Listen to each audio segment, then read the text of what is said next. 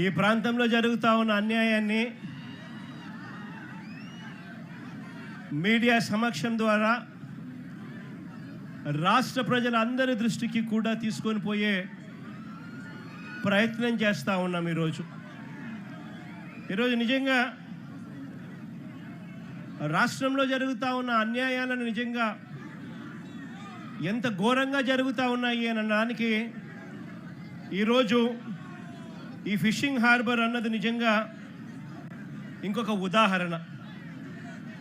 ఈ జూవలదిన్న fishing harbour ఈ హార్బరే కాదు, రాష్ట్రంలో ఏకంగా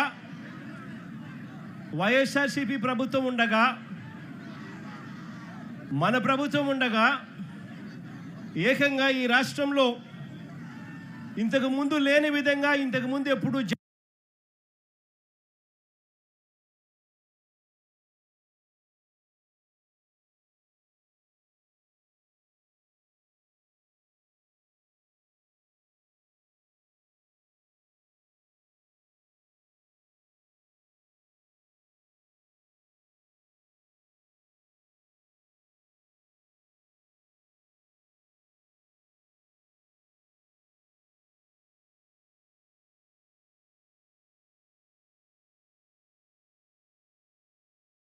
విధంగా చూడని విధులు రావాలి. ఆ ఫిషింగ్ హార్బర్ల ద్వారా వాళ్ళ జీవన ప్రమాణాలు మెరుగుపడాలి అని చెప్పి వాళ్ళ కోసం ఎక్స్క్లూజివ్గా ఏకంగా 10 ఫిషింగ్ హార్బర్లు, 6 ఫిష్ ల్యాండింగ్ సెంటర్లు, ఏకంగా 10 ఫిషింగ్ హార్బర్లు, 6 ఫిష్ ల్యాండింగ్ సెంటర్లు రాష్ట్ర వ్యాప్తంగా ప్లాన్ చేయడం జరిగింది. దాదాపుగా 16,000 కోట్ల రూపాయలతో 4 పోర్ట్లు, దాదాపుగా 3,800 కోట్ల రూపాయలతో 10 ఫిషింగ్ హార్బర్లు, దాదాపుగా 150 కోట్ల రూపాయలతో 6 ఫిష్ ల్యాండింగ్ సెంటర్లు, దాదాపుగా 20,000 కోట్ల రూపాయల పెట్టుబడులతో వీటికి అన్నింటికీ కూడా శ్రీకారం చుట్టాము. గతంలో వైఎస్ఆర్సీపీ ప్రభుత్వంలో మన హయాంలో ఈ 20,000 కోట్లే కాదు, ఈ 20,000 కోట్లకు అదనంగా మరో 6,000 కోట్ల రూపాయలతో మొత్తంగా 26,000 కోట్ల రూపాయలతో పోర్ట్లకు సంబంధించిన ఎక్స్పాన్షన్ కూడా ప్లానింగ్లోకి భాగమైంది. దేవుడి దయతో మన ప్రభుత్వ హయాంలోనే ఇవన్నీ కూడా అడుగులు వేగంగా ముందుకు పడతా ఉన్నప్పుడు ఆశ్చర్యం కలిగించే విషయం ఏమిటో తెలుసా?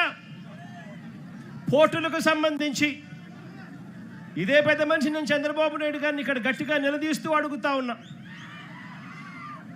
పోర్టులకు సంబంధించి కీలకమైన భూసేకరణలన్నీ కూడా పూర్తి చేసి అన్ని రకాల అనుమతులను తీసుకొచ్చి ఈ పోర్టులన్నింటినీ కూడా ఎటువంటి ఇబ్బంది లేకోకుండా బ్యాంకు రుణాలను సైతం వీటికి టైఅప్ చేసి ఫైనాన్షియల్ క్లోజర్ కూడా కంప్లీట్ చేసి మారిటైమ్ బోర్డు క్రియేట్ చేసి అన్ని రకాలుగా ఈ ప్రాజెక్టులను ముందుకు తీసుకొని పోయే కార్యక్రమం చేసి ఏకంగా రామయ్యపట్నం పోర్టులో ఏకంగా ఒకటేసారి దాదాపుగా 95% ప్రాజెక్టు కూడా పూర్తి చేసిన పరిస్థితిలోకి మన ప్రభుత్వ హయాంలో జరిగింది. శ్రీకాకుళంలోని మూలపేట పోర్టులో ఈ కీలకమైన భూసేకరణలు, అన్ని రకాల అనుమతులు, ఫైనాన్షియల్ టైఅప్లు ఇవన్నీ కూడా పూర్తి చేసుకొని ప్రాజెక్టు కూడా దాదాపుగా 35% పనులు కూడా వేగంగా పరిగెత్తించగలిగినాం. అప్పటికే పనులు స్టార్ట్ అయిపోయాయి, బ్యాంకుల్లో డబ్బులున్నాయి. ఇక వాళ్ళు పనులు చేసుకుంటా పోతా ఉంటే చాలు ప్రాజెక్టుకి ఎటువంటి అభ్యంతరాలు అవాంతరాలు లేకుండా ప్రాజెక్టు పూర్తవుతుంది. ఆ స్టేజ్లోకి తీసుకొచ్చాం. మచిలీపట్నంలో కూడా పూర్తిగా భూసేకరణలన్నీ పూర్తి చేసి అన్ని అనుమతులు తీసుకొని వచ్చి బ్యాంకులతో టైఅప్ చేసి లోన్లన్నీ శాంక్షన్ చేయించి మారిటైమ్ బోర్డు ద్వారా పూర్తిగా పనులు కూడా చేసి దాంట్లో కూడా దాదాపుగా 35% పనులు కూడా మన ప్రభుత్వ హయాంలోనే అప్పటికే మొదలయ్యాయి. కాకినాడ వద్ద ఇంకొక ప్రైవేట్ పోర్టు కూడా వేగంగా పనులు చేయడం కూడా మొదలెట్టింది. నేను అడుగుతా ఉన్నాను, ఆ 4 పోర్ట్లకు సంబంధించి సరే ప్రైవేట్ పోర్ట్ పక్కన పెడితే ఆ మిగిలిన 3 పోర్ట్లు గవర్నమెంట్ రంగంలో ఉన్న 3 పోర్ట్లు ఇప్పటికే 2 సంవత్సరాలు అయిపోతా ఉంది. ఎందుకు ఆ ప్రాజెక్టులలో పనులు జరగడం లేదు అని చెప్పి చంద్రబాబు నాయుడు గారిని గట్టిగా నిలదీస్తూ అడుగుతా ఉన్నాను.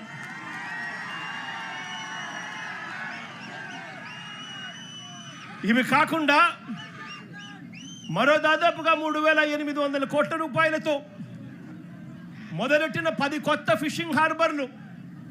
ఇందులో జువెలదిన్న ప్రాజెక్టు కాసేపటి కిందటనే ఈ జువెలదిన్న ప్రాజెక్టును కూడా రాష్ట్రానికి మొత్తానికి కూడా చూపించాం. ఈ ప్రాజెక్టు వైఎస్ఆర్సీపీ ప్రభుత్వ హయాంలోనే దాదాపుగా 300 కోట్ల రూపాయలతో పూర్తిగా ఖర్చు చేసి మార్చి 12వ తారీఖున ఈ ప్రాజెక్టును వర్చువల్గా కూడా ఇనాగ్రేట్ చేసే కార్యక్రమం కూడా జరిగింది. ఎన్నికల కోడ్ రావడంతో మార్చి 16వ తారీఖున ఎన్నికల కోడ్ రావడంతో ఇక్కడికి వచ్చి ఫిజికల్గా చేసే కార్యక్రమం ఏదైతే ఉందో అది పోస్ట్పోన్మెంట్ అయ్యింది. ఇదే ప్రాజెక్టును మళ్ళీ ఎన్నికలు అయిపోయిన తర్వాత మోడీ గారు ఆగస్టులో మళ్ళీ ఆయన కూడా వర్చువల్గా దీన్ని స్టార్ట్ చేశారు. ఇదే జువెలదిన్న ప్రాజెక్టు అన్ని రకాలుగా పూర్తయిపోయిన ఈ ప్రాజెక్టు ఇక్కడే ఈ ప్రాజెక్టులో మత్స్యకారులందరికీ కూడా ఎక్స్క్లూజివ్లీ ఫిషింగ్ హార్బర్ ఏర్పాటు చేసిన ఈ ప్రాజెక్టు మన కళ్ళ ఎదుటే కనిపిస్తుంది. పక్కనే బాపట్ల జిల్లాలో నిజాంపట్నం ఫిషింగ్ హార్బర్, అందులో 62% పనులు ఇప్పటికే పూర్తయ్యాయి మా ప్రభుత్వ హయాంలోనే. కృష్ణా జిల్లాలోని మచిలీపట్నం హార్బర్ను అక్కడ దాదాపుగా 57% పనులు పూర్తయ్యాయి మన ప్రభుత్వ హయాంలోనే. కాకినాడ జిల్లా ఉప్పాడలో మరో ఫిషింగ్ హార్బరు మన ప్రభుత్వ హయాంలోనే 56% పనులు పూర్తయ్యాయి. ఈ 4 ఫిషింగ్ హార్బర్లు యుద్ధ ప్రాతిపదికన అడుగులు వేగంగా ముందుకు పడతా ఉన్న పరిస్థితులు. మరోవైపున ఫేజ్ 2 కింద, 2వ ఫేజ్ కింద శ్రీకాకుళం జిల్లాలో బుడగట్లపాలెం, మంచినీళ్ళపేట ఈ 2 ఫిషింగ్ పోర్ట్లను శ్రీకారం చుట్టాము. అనకాపల్లి జిల్లాలో పూడిమడక కూడా శ్రీకారం చుట్టాము. పశ్చిమ గోదావరి జిల్లాలో బయ్యపు తిప్ప దగ్గర మరో ఫిషింగ్ హార్బర్కు శ్రీకారం చుట్టాము. బాపట్ల జిల్లాలో వాడరేవుకు మరో ఫిషింగ్ హార్బర్కు శ్రీకారం చుట్టాము. ప్రకాశం జిల్లాలో కొత్తపట్నంలో మరో ఫిషింగ్ హార్బర్కు కూడా శ్రీకారం చుట్టాం. ఇవి ఫేజ్ 2 కింద ఈ ప్రాజెక్టులన్నీ కూడా ఫిషింగ్ హార్బర్లన్నీ కూడా తయారయ్యేందుకు రంగం సిద్ధం చేశాం. ఇవి కాకుండా దాదాపుగా 150 కోట్ల రూపాయలతో ఫిష్ ల్యాండింగ్ సెంటర్లు విశాఖపట్నం జిల్లాలో భీమిలిలోను, విజయనగరం జిల్లాలో చింతపల్లిలోను, అనకాపల్లి జిల్లాలో రామయ్యపేటలోను, రాజులపేటలోను, దొండవాకలోను, తిరుపతి జిల్లాలో రాయదరువులోను, కాకినాడ జిల్లాలో ఉప్పల్లంకలోను ఈ ఫిష్ ల్యాండింగ్ సెంటర్లన్నీ కూడా చర్యలు తీసుకున్నాం. నేను అడుగుతా ఉన్నా, రాష్ట్ర వ్యాప్తంగా ప్రతి 50 కిలోమీటర్లకు ఒక పోర్టు, ఆ పోర్ట్లతో పాటు ఒక ఫిష్ ల్యాండింగ్ సెంటర్లు, ఫిషింగ్ హార్బర్లు ఇవన్నీ కూడా ప్రతి 50 కిలోమీటర్లకు ఒకటి తీసుకొచ్చి బ్లూ ఎకానమీని, మత్స్యకారులకు మేలు జరిగించే విధంగా ఎకానమీని బిల్డ్ చేసే కార్యక్రమానికి శ్రీకారం చుట్టాం.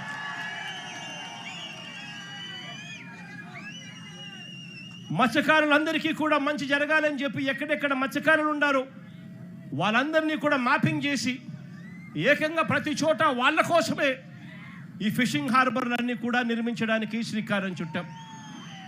నేను అడుగుతా ఉన్నాను, ఇదే చంద్రబాబు నాయుడు గారిని గట్టిగా నిలదీస్తూ అడుగుతా ఉన్నాను, అయ్యా చంద్రబాబు నాయుడు గారు, నువ్వు ఏ రోజు కూడా ఈ మాదిరిగా మత్స్యకారుల గురించి కానీ రాష్ట్రం గురించి కానీ ఏ రోజు ఆలోచన చేయలేదు. ఈ మాదిరిగా పోర్టులు కట్టాలని కానీ, ఈ మాదిరిగా మత్స్యకారులకు మేలు చేస్తూ ఫిషింగ్ హార్బర్లు కట్టాలని కానీ ఫిష్ ల్యాండింగ్ సెంటర్లు కట్టాలని చెప్పి కానీ ఏ రోజు నువ్వు ఆలోచన చేయలేదు. ఏ రోజు నువ్వు ఆలోచన చేయలేదు. ఏ రోజు వాళ్ళకు మంచి జరిగించే కార్యక్రమం చేయలేదు. చివరకు నువ్వు ఎలాగూ చేయలేకపోతివి. కనీసం జగత్ చేసిన పని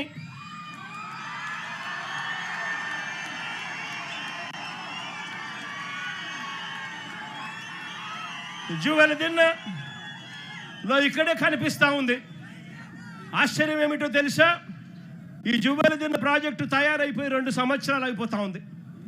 ఈ 2 సంవత్సరాలలో నేను మార్చి 12వ తారీఖున 2024లో జాతికి అంకితం చేస్తే ప్రధానమంత్రి మోడీ గారు ఇదే ప్రాజెక్టును మళ్ళీ ఆగస్టులో 2024లోనే జాతికి అంకితం చేశారు. నేను అడుగుతా ఉన్నా, మరి జాతికి అంకితం చేసి దాదాపుగా 2 సంవత్సరాలు దాటుతూ ఉంది. ప్రధానమంత్రి గారు కూడా జాతికి అంకితం చేసి దాదాపుగా 1.5 సంవత్సరం పైగానే దాటుతుంది.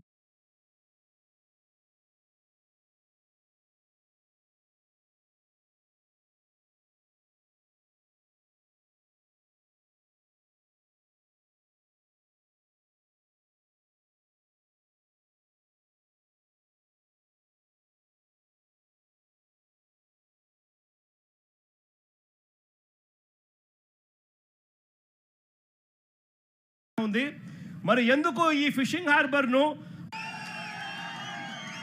హార్బర్ ప్రణాళిక చేయడం జరిగింది? ఇదే ఫిషింగ్ హార్బర్లోనే ఇక్కడే కోల్డ్ స్టోరేజ్, ఇదే ఫిషింగ్ హార్బర్లోనే ఇక్కడే కోల్డ్ స్టోరేజ్ ప్లాంట్లు, drying platforms, chill rooms, ice manufacturing plants, ఇవే కాకుండా బోట్ రిపేర్ వర్క్షాపులు, నెట్ మెండింగ్ మెషిన్లు, ఇవన్నీ కూడా సదుపాయాలన్నీ కూడా ఇక్కడే ఇదే జువెలదిన్న ఇదే ఫిషింగ్ హార్బర్లోనే ఇవన్నీ అందుబాటులోకి ఉన్నాయి. ఇవన్నీ ప్రతి ఫిషింగ్ హార్బర్లోనూ కూడా ఇవన్నీ అందుబాటులోకి వస్తాయి. ఇక్కడ దాదాపుగా 41,000 టన్నుల మత్స్య సంపద. ఈ ఫిషర్మెన్లందరూ కూడా, ఈ మత్స్యకారులందరూ కూడా సంపద తీసుకొస్తే ఆ సంపదను ఇవన్నీ కూడా ఉపయోగపడే విధంగా ఉంటాయి. ఇక్కడ మత్స్యకారు అక్క చెల్లెమ్మలకు కూడా మంచి జరిగించే విధంగా ఆ అక్క చెల్లెమ్మలలో ప్యాకింగ్లోను, వాల్యూ యాడిషన్లోను, మార్కెటింగ్లోను, ఫుడ్ స్టాల్స్లోను వీళ్ళందరికీ కూడా పని దొరుకుతుంది. ఈ రకంగా ఒక ప్రణాళిక చేసి, ఈ ప్రణాళిక ఒకటే కాదు, ఇక్కడే ఇదే జువ్వలదిన్నలోనే ఏకంగా 1250 మెకనైజ్డ్ మోటరైజ్డ్ బోట్లను ప్రతి మత్స్యకారుడు హక్కుగా పొందాలి అనే ఆరాటంతో అప్పట్లోనే మా ప్రభుత్వంలోనే ఈ 1250 మెకనైజ్డ్ మోటరైజ్డ్ బోట్ల కోసం ఒక్కొక్క బోటుకు 12 మందిని నుంచి 15 మందిని ఒక్కొక్క బోటుకు ఫిషర్మెన్ అందరినీ కూడా గ్రూప్ చేయండి. ఒక్కొక్క బోటుకు 12 మంది ఫిషర్మెన్లు ఓనర్లు అవుతారు. వాళ్ళు కేవలం 10% కట్టుకుంటే చాలు. 50% రాష్ట్ర ప్రభుత్వం, 40% రాష్ట్ర ప్రభుత్వం గ్రాంట్గా ఇస్తుంది, 50% లోన్గా సమకూరుస్తుంది. ఈ ఆదాయం అంతా కూడా ప్రతి మత్స్యకారుడు కూడా చెందాలి, మత్స్యకారుల జీవితాలు బాగుపడాలని చెప్పి అప్పట్లోనే అడుగులు కూడా పడ్డాయి. నేను అడుగుతా ఉన్న చంద్రబాబు నాయుడు గారు, ఇదే వైఎస్ఆర్సీపీ ప్రభుత్వం కన్నా వచ్చి ఉండింటే ఈ 1250 బోట్లు కూడా ఈ జువ్వలదిన్నలో ఈ మత్స్యకారులందరికీ కూడా ఈ పాటికి అందుండేటివి. వాళ్ళు కేవలం 10% పెట్టుంటే చాలు, మిగిలిన 90% రాష్ట్ర ప్రభుత్వము బ్యాంకు లోన్ల ద్వారా వాళ్ళకు వచ్చేటి. ఒక్కొక్క బోటుకు 12 మంది ఓనర్లు అయి ఉండేవాళ్ళు. అంటే 1250 బోట్లకు దాదాపుగా 20,000 మంది దగ్గర మత్స్యకారులు ఓనర్లుగా, మెకనైజ్డ్ మోటరైజ్డ్ బోట్లుగా ఉండేవాళ్ళు. వైఎస్ఆర్సీపీ ప్రభుత్వం వచ్చి ఉండింటే ఈపాటికే ఈ కోల్డ్ స్టోరేజ్లన్నీ కూడా ఏదైతే మూతపడి ఉన్నాయో ఇవన్నీ కూడా నడిచేటివి. ఐస్ బ్రేకింగ్ ప్లాంట్స్ నడిచేటివి, చిల్ రూమ్స్ నడిచేటివి, బోట్ల రిపేర్ల కోసం కేటాయించిన బోట్ రిపేర్ షెడ్లు పనిచేస్తూ ఉండేటివి. నెట్ల కోసం అని చెప్పి నెట్ బెండింగ్ మిషన్లు ఏదైతే ఉన్నాయో అవన్నీ కూడా ఆపరేషన్లో ఉండి ఈ ప్రాంతం అంతా కూడా మత్స్యకారులు చిక్కటి చిరునవ్వుల మధ్య ఆనందం కేతనాల మధ్య ఈ ప్రాంతం అంతా సస్యశ్యామలంగా ఉండేది. దురదృష్టవశాత్తు అది జరగకపోవడంతో ఈరోజు మత్స్యకారుల జీవితాలన్నీ కూడా చిన్న భిన్నం అయిపోతూ ఉన్న పరిస్థితులు మన కళ్ళ ఎదుటే కనిపిస్తూ ఉన్నాయి. ఇంకా అన్నిటికన్నా దారుణం ఏమిటో తెలుసా? ఈ జూవలదిన్న ప్రాజెక్టులో ఇక్కడ డిఫెన్స్ సాగర్ డిఫెన్స్ అంటే ఒక ప్రైవేట్ డిఫెన్స్ కంపెనీకి చంద్రబాబు నాయుడు గారు ఇక్కడ భూములు కేటాయిస్తారు. ఉన్న 79 ఎకరాలలో సగం ఈ ప్రైవేట్ డిఫెన్స్ ఫ్యాక్టరీకి చంద్రబాబు నాయుడు గారు కేటాయిస్తారు. అంటే దాని అర్థం ఇక మత్స్యకారులకు ఇక్కడి నుంచి కూడా తరిమేసే కార్యక్రమం చేస్తూ ఉన్నాడు చంద్రబాబు నాయుడు గారు. నేను అడుగుతా ఉన్నా చంద్రబాబు నాయుడు గారిని, ధర్మమేనా న్యాయమేనా అని అడుగుతా ఉన్నా. ఇదే మనిషి చంద్రబాబు నాయుడు గారిని మత్స్యకారుల కోసం ఫిషింగ్ హార్బర్లు జగన్ నిర్మిస్తే నువ్వు చేస్తూ ఉన్నది ఏందయ్యా? దీన్ని కూడా దోచుకునే కార్యక్రమం చేస్తూ ఉన్నావు ప్రైవేట్ వాళ్ళకి ఇచ్చి. ప్రైవేట్ వాళ్ళకి నువ్వు ఇవ్వాలి అనుకుంటే పక్కన కృష్ణపట్నం పోర్ట్ ఉంది, ఆ పోర్ట్లో కావాలంటే దండిగా ల్యాండ్ ఉంది, అక్కడ కావాలంటే వాళ్ళకి ఇచ్చుకోవచ్చు. కానీ ఇక్కడ మత్స్యకారులను పొట్టగొట్టడం ఎందుకు చంద్రబాబు అని చెప్పి చంద్రబాబు నాయుడు గారిని అడుగుతా ఉన్నా గట్టిగా. చంద్రబాబు నాయుడు గారిని గట్టిగా వార్నింగ్ కూడా ఇస్తా ఉన్నా. కన్ను మూసి తెరిచేసరికే